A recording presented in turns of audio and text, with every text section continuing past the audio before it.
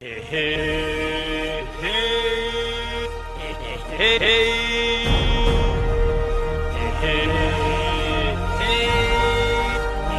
hey. I love Hey, Hey, it's Cinecope. This is Justin. Today we're going to be reviewing another 70s movie, Rollerball. So this is a 1975 sci-fi-ish kind of movie. A little bit over 2 hours, which is unusual for sci-fi in this time period, but similar to other films in this period, especially sci-fi, it's really just a vehicle for just the main man, James Caan, playing Jonathan E. James Caan's character is the best rollerballer there is in the world. Probably a good 10 years going now, I think, mentioned since his rookie career. And he is the best. He holds all the records. He's on the best team. He's the captain of the best team. They've won multiple world championships. They are the best, bar none. So there's really only other than him, John Houseman as Bartholomew and John Beck as Moonpie. All the other characters just kind of come and go, and they're just one-dimensional props, really, for the most of the film. So it's just one guy will jump out at you, though. This guy. So what's this movie about? Let's dive into it. So James Caan, Jonathan E., he's the best it's ever been, and he's playing Rollerball, which is a completely made-up game, which very little similarity to anything you've ever seen before, and that's half the charm of this movie right here. I'd say it most closely resembles hockey in a way, even though they're clearly wearing football equipment. The game has no similarity to football whatsoever. So the game is intentionally brutal, and it's referenced several times throughout the movie that the players are not expected to survive, and they're not expected to stick around. It's kind of the old NFL thing that NFL stands for not for long. Well, in Rollerball, that is definitely the case. That is the explicit goal, in fact, by some of the executives running the game. It's just supposed to be purely entertainment. It's the most popular sport in the world. Corporations love it. People love it. Everyone gets excited. This kind of game involves people getting seriously injured. There's references to players getting killed before the movie starts. Even in the first game that they play, which is the semifinals against Madrid, people get seriously injured, and that's a game going with completely the same rule set, the normal rule set. So this movie takes place in Jonathan E.'s 10th year in the league, and he shows no sign of slowing down. I mean, he's the best, and he's continuing to be the best, and he's continuing to be the scoring leader, and corporations are getting a little hesitant about this. And in fact, they ask him to retire early for whatever reason. So this sudden asking of retirement as the kind of the basis of the whole movie's progression of James Caan's character into trying to figure out why the corporations are asking him to retire. Why are all the bigwigs all of a sudden so interested in him? In fact, they make reference a couple of different times that they think he's a threat. A threat to what? So the background on this is that the world is run by corporations. And not just run by the corporations as in, something that you'd think of like a fascist kind of thing. No, they're completely run by corporations. Every little thing. Nation states no longer exist. And these corporations have divided themselves up into basically monopolies in various industries. For example, the Rollerball team out of Houston is owned by the Energy Corporation. And then there's references to a luxury corporation and a food corporation and things like that. To the point that entire cities are referred to by these things. Like there's a reference that Chicago is a food city, which makes sense historically, even though we don't really think of Chicago like that today. So we're going to be spending a lot of this review talking about the actual game itself and the various games that are played as far as the opponents that they play on their way to winning another world championship, because that's half the movie right there. It's 2 hours, and like an hour of it is just them playing rollerball. And it's great because it's really well done. The sets are interesting. It really seems like, especially for just a completely made up game, that it's very well thought out, that there's rules, that there's processes, that there's a beginning and an end to all this. Usually when you see these kinds of movies, the made-up game is silly, and the rules are stupid, and it doesn't make any sense, and there's just like one easy way to win everything all the time. Because coming up with a game is difficult. When you're just starting to just put it down on a pen and paper and just come up with something willy-nilly, it's difficult. It's difficult to make the whole thing actually make sense, especially in the context of a film. Or really even in the context of a book, because you can't just start listing out all of the rules, and going through all these procedures and processes and everything to make sure everyone completely understands the rule set. So it's especially difficult to come up with a simple game that makes sense to the viewer and can be easily grasped. So just FYI, I'm just going to throw it out there. There will be spoilers from here on out. There's going to be spoilers throughout this whole thing. All of my videos have spoilers, so just appreciate that fact. I don't think it takes away from the movies like this that I'm reviewing, especially these older films, 30, 40, 50 years old, because the joy in these kinds of movies is not the storyline, it's not the ending, it's not kind of anything that you can really spoil. The real joy in these kinds of movies is seeing a lot of these actors that are really older now that were in their prime then, and a lot of times just the sheer effort that they had to put into creating all of these sets and getting all of these costumes, because this is the age before CGI. So a lot of younger people especially will miss out on that kind of stuff, because it's like, everything that you see on the screen they had to make. Like these days they'll just add in blood splatter, they'll add in explosions, they'll add in sparks, they'll add in entire monsters and dinosaurs and planes and all kinds of goofy shit. And sometimes it works, sometimes it doesn't. These older films, sometimes they work, sometimes they don't. Newer ones, same thing. I don't know if it's adding to the filmmaking or taking away from it necessarily, but for me it adds value. So back to this particular movie. As far as the world building goes, as far as a sci-fi film, I find this is interesting because a lot of the other ones in this time period are extremely dystopian in the sense of extreme poverty, all kinds of social problems, riots, food shortages, environmental disasters, that kind of thing. So compared to that, everything's pretty great in this one. Pretty great. At least we had to kind of assume so, because we get this kind of offhand third party from the corporations themselves and the various characters describing, and they have some nice houses and stuff, but to be expected, they're athletes in an extremely popular game, so they probably get paid pretty well compared to the rest of society. And we don't see the rest of society. I mean, it's alluded that everything is pretty well nice. I mean, when they walk around, it looks nice. There's no scenes of any kind of problems. So usually in these kind of dystopias, if there was situational problems or whatever with certain pieces of society, then they would show them on screen and they would go through them and explain them, or at least mention them. So by not mentioning them, it's probably a pretty good bet that everything is materially taken care of. Everyone's housed, everyone's got plenty of food, everyone's got plenty of stuff. And this is mentioned specifically later in the movie that kind of the price for this material wealth was trading freedom. So what kind of freedom was traded? Well, right off the top, here again, another one of these weirdo things where women are regulated again to sort of like a slavery type deal. For example, James Caan, Jonathan E's wife, is taken from him because another executive wanted her, and this really upset him, although it turns out later that she's kind of a bitch anyway, so. At any rate, he's got a very fond memory of her in his head, kind of like the idealized memory thing of a lost love. And he's holding on to this for the whole movie, and he's holding on to it really hard, so hard that he's using that as like a thing, like a goal to accomplish outside of Rollerball, is to get his wife back, and he's trying to figure out ways to do that, and finally gets his chance to when they ask him to retire. That's like a condition, and it turns out that this is not just happening to him. Love seems to be kind of a thing that is suppressed within the society, or at least discouraged. Jonathan E's character, he refers to women as being on assignment. In fact, his kind of live-in wife thing, girlfriend, is switched out on him between one of the games, and she seems kind of upset about it, but he doesn't really care. So the next day, another woman shows up. Seems to be on roughly like a 6-month thing, but again, like Soylent Green, it's not explained or really discussed on why this is happening or what the goal of that is happening. Like, especially in Soylent Green, it simply just doesn't make any sense to me,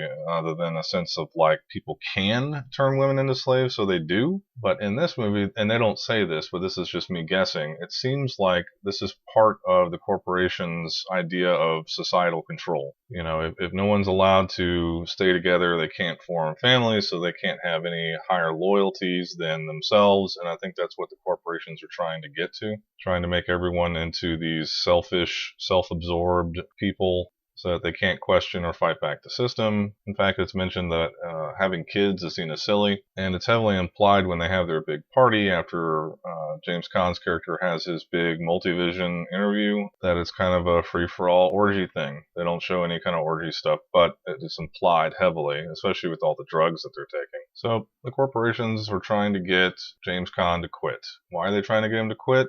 Well, we'll leave that spoiler for just a little while longer. So it's not immediately obvious, and James Caan tries to figure it out himself, and he asks his old mentor slash coach to help him out. He's really the only one that he confides in. Oh, him and Moonpie, I suppose. Moonpie just kind of comes with him, I guess, because they're kind of buddies. And apparently, for the first time in his entire life, James Caan tries to get a book, because it's obvious that he doesn't understand how any of that works within the context of his society. And he's a bit dismayed to find out that the books that he is trying to get are classified. And the best that he can do is get a summary of them written by this supercomputer called Zero.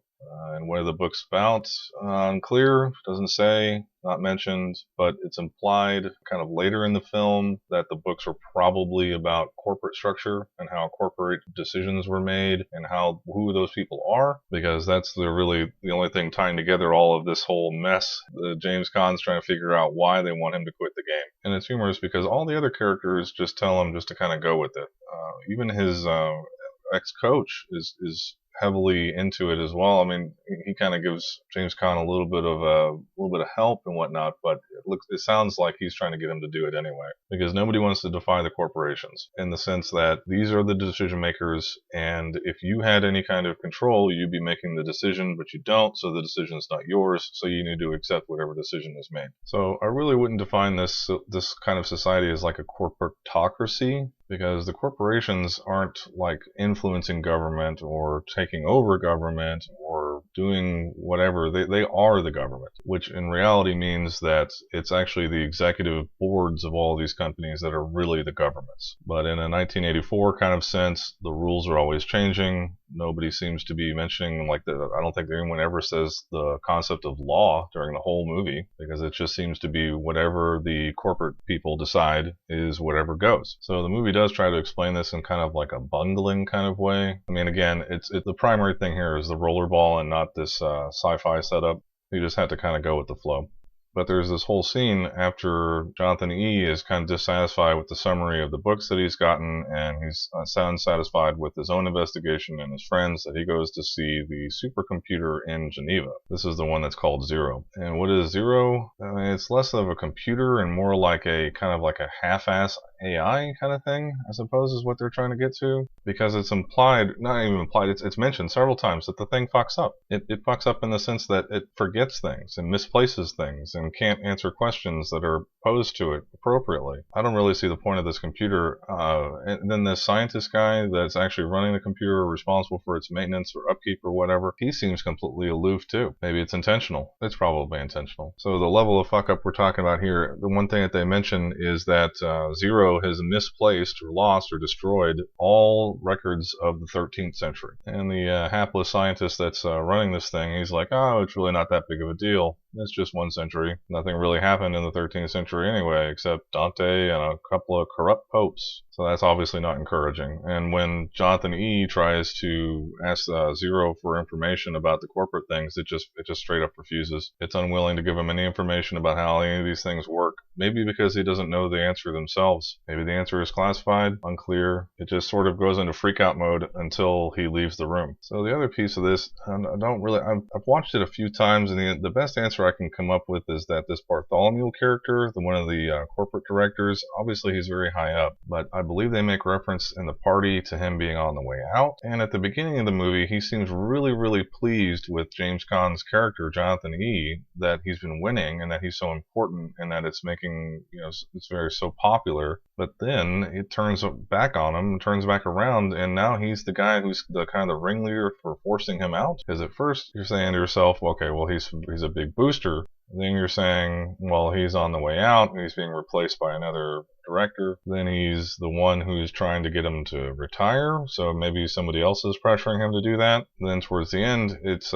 he's the one that is actively changing the rules of Rollerball in order to force out Jonathan E. It doesn't really make any sense. Plus, his coach outright says that these decisions about James Caan is being done at a much higher level than Bartholomew. But this scene here at closer to the end of everybody talking in the big conference, it looks like he's one of like the top guys, like top, like one of I think 7 7 corporations. He's one of the leaders. He's the leader of the energy corporation. That's what it looks like. It's not specified, but it's heavily implied. So the only thing I can come up with is that it's an amalgamation character where they were going to break it all up into different characters, but for whatever reason that didn't work out. So they just had to jumble it all together on one guy. So that part of it doesn't make any sense. They should split that up. But with this runtime already over 2 hours and all the film basically devoted to Rollerball itself, there's not a whole lot of room for that kind of stuff. Although they did include this pretty lengthy segment of them shooting a gun at trees.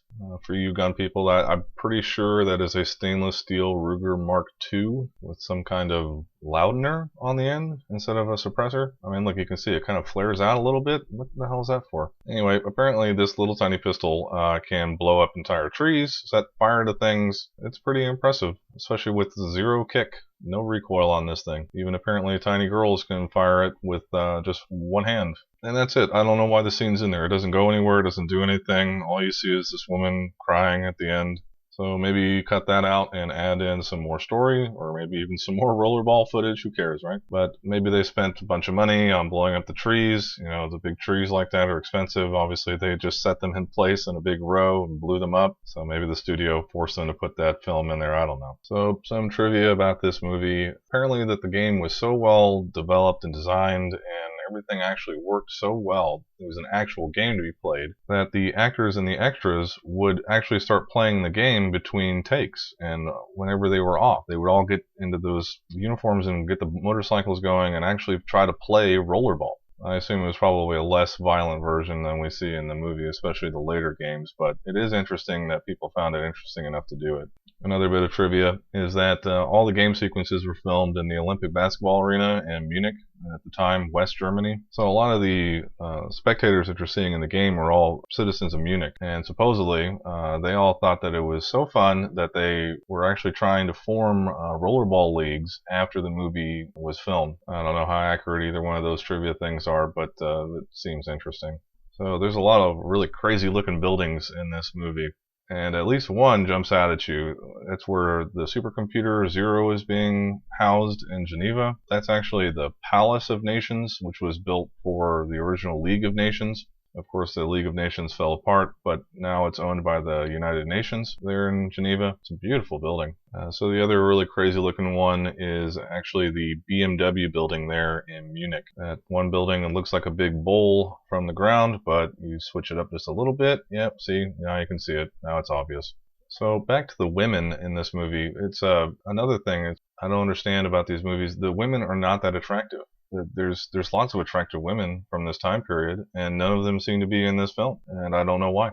Some of it can be attributed to this kind of 20s long, all the way to the ankle dresses and these little head wraps that they're all wearing, like at the parties and stuff. I believe that was back in vogue in the 70s. But it's just unattractive. I mean, there's no flair to any of this stuff. Their makeup looks weird. All the women are all drugged out, uninteresting, not even really particularly sexy. None of them talk very much. I'm not sure how much of that was intentional or just an oversight, or they just didn't care. Another thing I noticed about this one on repeat viewing is that there are whites and blacks in this movie. And that's it. I mean, aside from the Tokyo rollerball team, there's nobody else besides whites and blacks. There's no other races. It's very odd. So while we're exploring this kind of weird world that they've set up here, Jonathan E. is still playing rollerball. And I think in the movie there's about a total of 4 games, including the Madrid game, the Tokyo game, and then the New York game. So yeah, only 3 games. So in order to discuss this next part, we gotta spoil the rest of the movie. So before we get to that, because I don't want to ruin it for you, see this movie. It's worth seeing once. It's maybe even worth seeing twice. And then you can just kind of file it away. But it's a classic.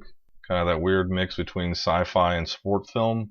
And it's definitely way better than the new one, which is just trash. So anyway, now that the spoilers are out of the way, the whole point of this whole thing is that the corporations are trying to get rid of Jonathan E. because he's become a threat to their understanding and their method of controlling society. So I guess the whole point is to crush individualism and demonstrate the futility of the individual and the futility of man. Again, a concept we've seen in the other couple of movies we reviewed here, which is confusing. It's kind of weak because who really cares who this guy guy is? I mean, really nobody. Everybody knows he's got no power, that he's just an athlete.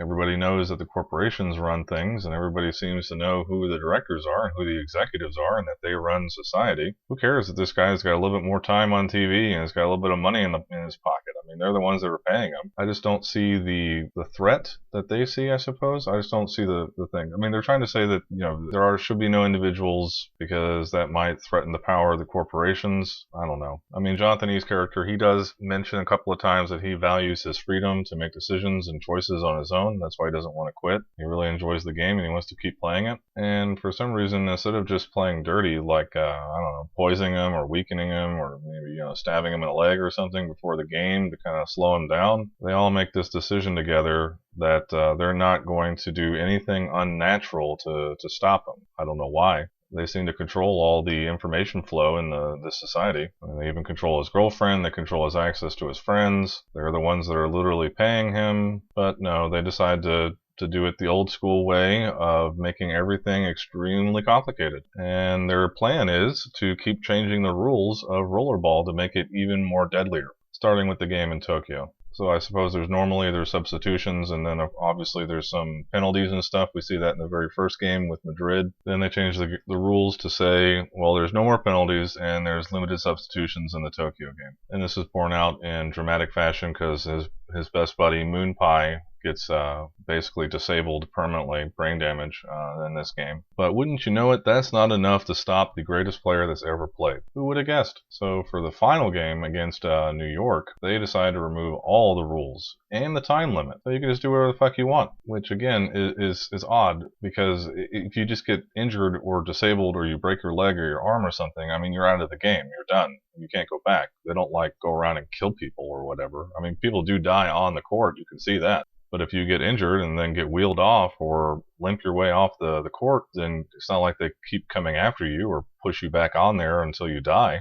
So the game goes on, and James Caan, his character, Jonathan E, is the last man standing. He defeats everybody, and there's nobody else to play, and he's the last player standing, so I guess that's when the game actually ends. So then the crowd cheers, and everything's done, and I guess he wins. But what did he win? At this point now, the top 3 teams in all of Rollerball are all completely decimated, which I don't think the corporations really care about because they'll just get new players or whatever. But Jonathan is now, instead of having like 30 guys that were kind of like close to him, now he's literally the only one left. Everyone else is terribly injured or dead.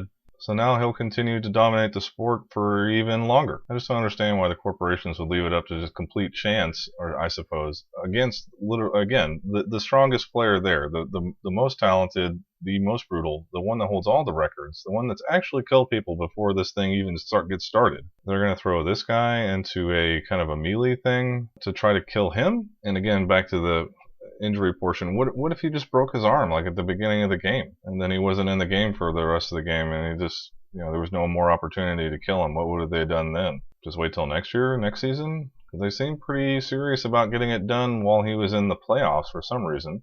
Maybe at this point they'll just actually kill him or something. At any rate, individualism wins, hooray. The corporations are vanquished publicly. Again, I don't know what that's going to change. Back to the Soylent Green thing with the women's rights. Is Jonathan's win going to change society in any meaningful way? I suppose the argument could be made that is demonstrating the value of the individual over the team, I suppose. It's really not a positive thing to say in terms of like the sports world. And then personally, of course, I mean, his whole goal is to keep playing, but there's no way they're going to let him keep playing. Another goal of his was to get his wife back, but he decided he didn't want to do that either. He really loves his ranch, but I don't think that he'll be able to afford it now that he's not being paid the big Rollerball money anymore. So obviously not a top tier movie that anyone's going to really remember, which is why we're reviewing it here, because these kinds of things tend to just disappear if nobody mentions them or watches them anymore. And it's got a lot of really cool stuff in it. So big A+ on the sports scenes and the Rollerball games, and they play a few of them, and there's lots of cool stuff that happens. There's a lot of cool visuals. It's very good usage of the buildings. And it's a different kind of take on the whole dystopia thing from the 70s, especially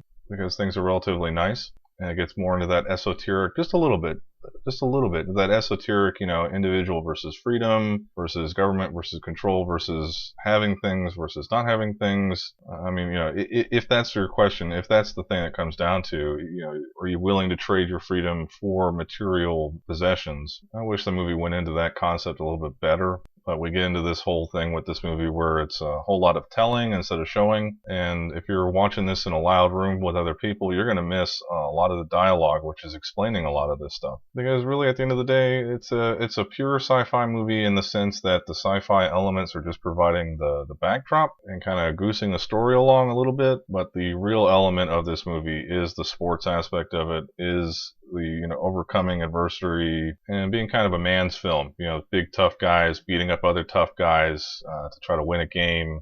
It's a manly film for manly men, and you'll enjoy it if you're a manly man. If you're trying to find purpose or something like that out of this movie, you're not going to find it. And that's it. That's the review. Definitely worth a watch, maybe two. And as of right now, late August, it is available on Amazon Prime for free to stream. So check it out.